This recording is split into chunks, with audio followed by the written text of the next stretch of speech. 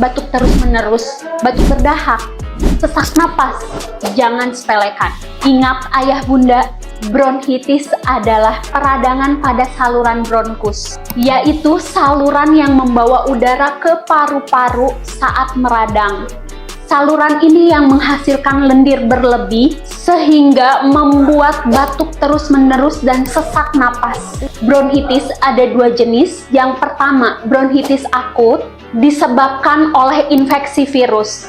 Yang kedua, bronkitis kronis disebabkan oleh paparan polusi atau udara atau bahkan asap rokok. Gejalanya, batuk berdahak, sesak napas, dada terasa berat atau nyeri, mudah lelah, demam ringan. Bagaimana cara pencegahannya? Hindari asap dan polusi.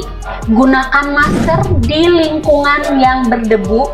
Cuci tangan secara rutin, tidak merokok, dan jaga daya tahan tubuh. Ayah bunda mau melakukan terapi alami, aku rekomendasikan konsumsi minuman herbal hangat yang membantu melegakan, membantu membuka saluran napas, dan mengencerkan lendir. Ayah bunda, konsumsi minuman herbal gentongas ini dengan rutin 3 kali sehari.